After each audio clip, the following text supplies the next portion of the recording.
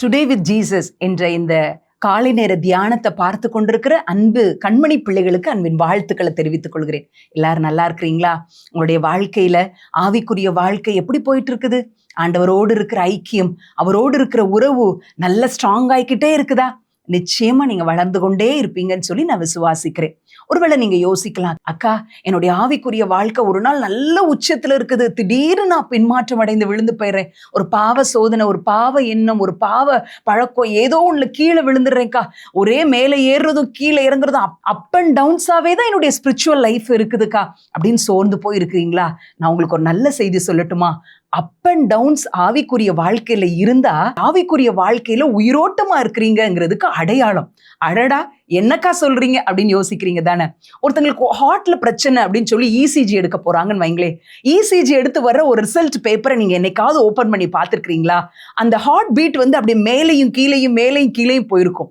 ஒருவேளை மேல கீழே போகாம ஸ்ட்ரெயிட் லைனா ஏதோ அப்படியே ஒரு கோடா போயிருச்சுன்னா என்ன அர்த்தம்? அந்த பேஷண்ட் இறந்துட்டாங்கன்னு அர்த்தம். அப்போ அப் அண்ட் டவுன்ஸ் அந்த இசிஜில காணப்படுறது எதை காண்பிக்குது? அவர் உயிரோடு இருக்கிறாருங்கிறத காட்டுது. உன்னுடைய ஆவிக்குரிய வாழ்க்கையிலையும் அப் அண்ட் டவுன்ஸ் இருக்குது. நல்ல ஒரு நாள் பிரேயர் பண்றேன், ஒரு நாள் சோர்ந்து போயிடுறேன், ஒரு நாள் ஸ்பிரிச்சுவலா ஆண்டவரோடு இருக்கிற ஐக்கியத்துல அவரோட பின்னி பிணைந்து இருக்கிறேன், அடுத்து நான் ரொம்ப பின்மாற்றம் அடைந்து இருக்கிறேன்க்கா. ஏன்க்கா இவ்வளோ ஏற்றத்தாழ்வுகள், ஏன் இப்படி அப் அண்ட் டவுன்ஸ் சோர்ந்து போகவே போகாத. நீ ஆண்டவரோடு தான் இருக்கிற, உயிரோடு தான் இருக்கிற, அவருடைய ஐக்கியத்துல தான் இருக்கிற. ஏன் நீ பின்மாற்றம் அடையும் போது கவலைப்படுற தெரியுமா? ஐயோ நான் ஆண்டவர் விட்டு பின்வாங்கிட்டேனே அப்படின்னு சொல்லி கவலைப்படுற. இன்றைக்கு ஆண்டவர் ஒரு மனிதனுடைய வாழ்க்கையை காட்டி உன்னை உற்சாகப்படுத்த போறாங்க. அவங்க யார் அப்படின்னு சொன்னா, நம்முடைய பைபிள்லயே அந்த தீர்க்க தரிசன புஸ்தகத்தை பிரசங்கியார் சொல்லிட்டான்னா நீ ரொம்ப தேடிக்கிட்டே இருக்கணும், அல்லது இண்டெக்ஸை பார்த்து தான் கண்டுபிடிக்கணும். பைபிள்லையும் அவரை தேடுறது கஷ்டம், கடலுக்குள்ளேயும் அவரை தேடுறது கஷ்டம். கெஸ் பண்ணிருப்பேன் நினைக்கிறேன். ஆமா, யோனா தீர்க்கதரிசி தான். யோனா தீர்க்க தரிசன புஸ்தகத்துல 4 அதிகாரம் இருக்கு. அதுல முதல் அதிகாரத்துல அவர் நினிவேக்கு போக சொல்றார் ஆண்டவர். ஆனா அவர் தர்சீஸ்க்கு போகிறார். ஆண்டவர் அந்த கடல்ல பெரிய புயலை வர பண்றாங்க. யோனாவை தூக்கி கடல்ல போட்டுறாங்க. அங்க ஆண்டவர் ஒரு திமிங்கலத்திற்கு கட்டளை இட்டு திமிங்கலம் விழுங்கி விடுகிறது. இது முதல் அதிகாரம். 2 அதிகாரம் ஃபுல்லா என்ன இருக்குன்னா, திமிங்கலத்தின் வயிற்றுக்குள்ள ஆழியின் ஆழத்துக்குள்ள இருந்து யோனா ஜெபிக்கிற ஜெபம் தான் 10 வசனமா 2ஆம் அதிகாரம் ஃபுல்லா இருக்குது.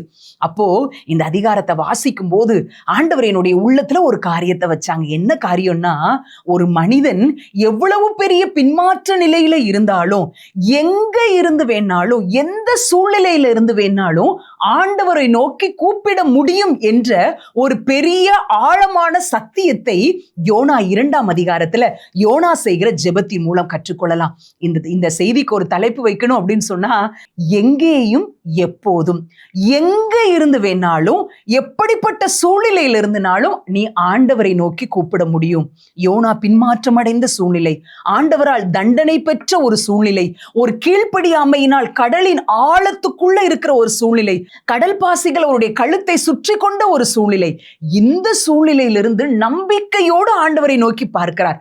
நம்பிக்கையற்ற சூழ்நிலை தான், ஆனா நம்பிக்கையோடு ஆண்டவரை நோக்கி பார்க்கிறார். அன்பான வாலிபர்களே, நீங்க இன்றைக்கு ஏதோ கடலின் ஆழத்தில் இருக்கிறத போல, கடல் பாசி உங்களை சூழ்ந்து கொண்டிருக்கிறத போல பாவ சோதனைகளினால் இங்க சூழப்பட்டு ஒரு ஆழியின் ஆழத்தில் இருக்கிறத போல ஒரு சூழ்நிலையில் இருக்கிறீங்களா? உங்களுக்கு ஒரு நம்பிக்கை உண்டு. யோனா ஜெபித்த அந்த ஜெபத்திற்கு தேவன் பதில் கொடுப்பார் என்றால், நீங்க எங்க இருந்து வேணாலும், எவ்வளவு பெரிய பின்மாற்றத்தில் நீங்கள் இருந்தாலும் ஆண்டவரை நோக்கி மாத்திரம் கூப்பிட்டு விடுங்கள். நிச்சயமாய் அவர் பதில் கொடுப்பார். சாத்தான் சொல்லுவான், நீ எவ்வளவு பெரிய பாவம் செஞ்சுட்ட, கீழ்ப்படியாம வந்துட்ட, எப்படி நீ ஆண்டவரை நோக்கி ஜெபிச்சிருக்க முடியும்? யோனாவுடைய உள்ளத்துக்குள்ள அப்படியெல்லாம் கேள்வி வந்திருக்குள்ள. ஆனா பிசாசனுடைய காரியங்களுக்கும் தன்னுடைய உணர்வுகள் கொடுக்கிற காரியங்களுக்கும் அவன் செவி சாய்க்காமல், நான் எங்கிருந்தனாலும் அவரை நோக்கி முறையிடுவேன், அவரை நோக்கி கூக்குரலிடுவேன், அவர் என் சத்தத்தை கேட்பார் என்ற தைரியம் அவருக்குள் இருந்தது. அன்பான வாலிபர்களே, உங்களுக்கு ஜெபிக்கிறது ஹாஸ்டல்ல நல்ல இடம் இல்லையா? அல்லது நீங்க வேலை பார்க்குற இடத்துல ஜெபிக்கிறதுக்குன்னு எனக்கு ஒரு தனி ஒரு இடம் இருந்தா, அமைதியான இடம் இருந்தா நான் ஜெபிப்பேனே, அப்படியெல்லாம் இல்லையேன்னு சொல்லி உங்க ஜெபத்தை ஸ்கிப் பண்ணிக்கிட்டே இருக்கிறீங்களா? ஆண்டவர் உங்ககிட்ட சொல்றாரு, யோனா மீனின் வயிற்றுக்குள்ளே இருந்து ஜெபிக்க முடியும்னா, நீங்க எங்க இருந்தாலும், உங்க ஒர்க் ஸ்பாட்ல இருக்கலாம், அல்லது ஹாஸ்டல்ல இருக்கலாம், அல்லது அல்லது டஞ்சனான ஒரு ரூம்ல 4-5 பேர் சேர்ந்து இருக்கிற ஒரு ரூம்ல இருக்கலாம், அல்லது டிராவல் பண்ணிட்டு இருக்கலாம். எங்க இருந்தனாலும் நீங்க ஆண்டவரை நோக்கி கூப்பிடுங்க. ஒரு சின்ன உண்மை சம்பவத்தை சொல்றேன். ஒரு தாயார் தன்னுடைய சாட்சியை பகிர்ந்து கொண்டாங்க. ஆண்டவரை அறியாத குடும்பம். ஒரு நாள் ஆண்டவர் அவர்களுக்கு ஒரு சொப்பனத்தை கொடுத்திருக்கிறாங்க. ஏதோ டிராவல் பண்ணி எங்கேயோ ஒரு இடத்துக்கு நடந்து போய்கிட்டு இருக்கிறாங்க. அப்போ திடீர்னு ஒரு ஆபத்து வருகிறது போலவும், அப்போ அந்த தாயார் தன்னுடைய தலையில ஒரு முக்காடை போட்டு கையை ரெண்டையும் வானத்துக்கு நேரா ஏறெடுத்து ஆண்டவர்கிட்ட முறையிடுற மாதிரி ஒரு சின்ன சொப்பனத்தை காண்றாங்க.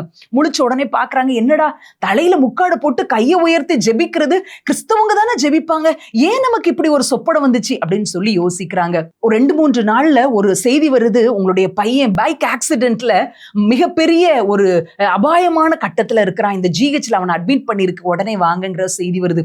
போய் பார்த்தா தெரியுது, அப்படியே ஒரு உணர்வு கூட இல்லாமல் தலையில அடிபட்டு பிரெயின்குள்ள பிளட் லீக் ஆக ஆரம்பிச்சு ஒரு உணர்வும் இல்லாமல் அந்த வாலிபனை பார்க்கறாங்க. தாய் மார்பில் அடித்து அழுது கொள்கிறா. ஐயோ, எவ்வளோ செல்லமா வளர்த்த பிள்ளை, ரொம்ப இளம் வயசு, என் பிள்ளைக்கு இப்படி ஒரு நிலையான்னு சொல்லி அழும்போது பக்கத்துல இருக்கிற ஒருத்தங்க சொல்றாங்க, நீங்க இயேசு கிறிஸ்துட்ட ஜெபம் பண்ணி பாருங்களேன், கடவுள் உங்க பையனுக்கு உயிர் கொடுப்பார் அப்படின்னு சொன்ன உடனே அவங்களுக்கு ஞாபகம் வருது, ஓ நமக்கு அப்படி ஒரு சொப்பனம் வந்ததுல, தலையில முக்காடை போட்டு கையை வானத்துக்கு நேரா ஏறெடுத்தோமே அப்படின்னு சொல்லி யோசிக்கிறாங்க. எங்க போய் ஜெபிக்கலாம் அப்படின்னு சொல்லி சுத்தி பார்க்கும்போது இடமெல்லாம் இல்லை. அந்த ஜிஹெச்ல ஒரு பொது கழிவறைக்கு போறாங்க.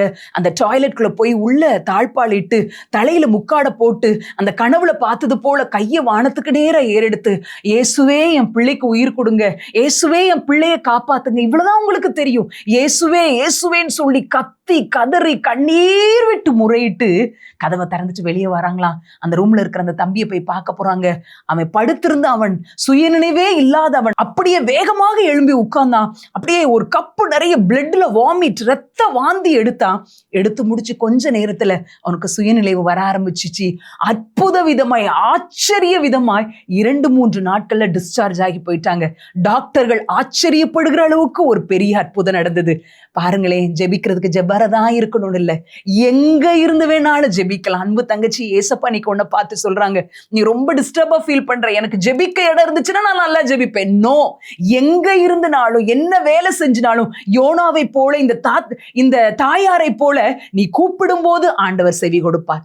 எப்பேற்பட்ட சூழ்நிலையில யோனா இருந்தாள். மிகப்பெரிய ஒரு பின்மாற்றத்தில் இருந்த ஒரு மனிதன் ஆண்டவரை நோக்கி பார்த்து பெரிய ஒரு பட்டணத்தின் மீட்புக்கு காரணமாய் இருக்க முடியும் என்றார். இன்றைக்கு ஆண்டவர் உன்னை அழைக்கிறார், மகளே நீ எவ்வளோ மோசமான நிலையில இருந்தான், என்னை மட்டும் நோக்கி கூப்பிட்டுரு, என்னை நோக்கி நீ கூப்பிடு, நான் உனக்கு மறு உத்தரவு அருளி செய்வேன். பிசாசு சொல்ற வார்த்தைக்கும் உங்க உள்ளம் சொல்லுகிற உணர்வுகள் சொல்ற வார்த்தைக்கு நீங்க செவி சாய்க்காதீங்க. எந்த இடத்துல இருந்தாலும் ஆண்டவரை நோக்கி கூப்பிடு மகளே, நிச்சயமாய் ஆண்டவர் உன் வாழ்க்கையை, ஆவிக்குரிய வாழ்க்கையை எழுந்து கட்ட வைப்பார் என்பதுல சந்தேகம் இல்லை. ஒரு நிமிடம் கண்களை மூடி ஜெபம் பண்ணிடலாமா? அன்பின் பிதாவே, இந்த காலை வேளையில எங்களோடு இடைப்பட்ட காரியத்திற்காக ஸ்தோத்திரம். எங்க இருந்தனாலும் எப்பொழுது வேண்டுமானாலும் எங்களை நேசிக்கிற அன்பின் தகப்பனிடத்துல நாங்க ஜெபிக்க முடியும் என்ற சத்தியத்தை யோனாவின் ஜெபத்தின் மூலமா எங்களுக்கு கற்றுக் கொடுத்தீங்க. உங்களுக்கு ஸ்தோத்திரம் செலுத்துகிறோம். இந்த வார்த்தையை கேட்டுக்கொண்டிருக்கிற உடைய பிள்ளைகள் ஆண்டவரே, யாரோ ஒருவருடைய உள்ளத்திலாவது இன்றைக்கு அவருடைய பின்மாற்ற நிலையிலிருந்து எழும்பி வரும்படி அவர்கள் இதய கதவை நீர் தட்டுவீராக என்று சொல்லி ஜெபிக்கிறோம். அவர்கள் உள்ளத்தை நீர் அசைப்பீராக என்று சொல்லி ஜெபிக்கிறோப்பா. தான் இருக்கிற இடத்திலிருந்து உம்மை நோக்கி கூப்பிட்டு ஆண்டவரே, தனக்கும் தன்னை சுற்றி இருக்கிற ஜனங்களுக்கும் ஆசீர்வாதமாய் மாறும்படி அவர்களை மாற்றுவீராக. பெரிய காரியங்களை செய்து உங்க நாமத்தை மகிமைப்படுத்துங்க. துதிகன மகிமையெல்லாம் உமக்கு செலுத்துகிறேன். இயேசுவின் மூலம் ஜெபிக்கிறேன் நல்ல பிதாவே. ஆமேன், ஆமேன்.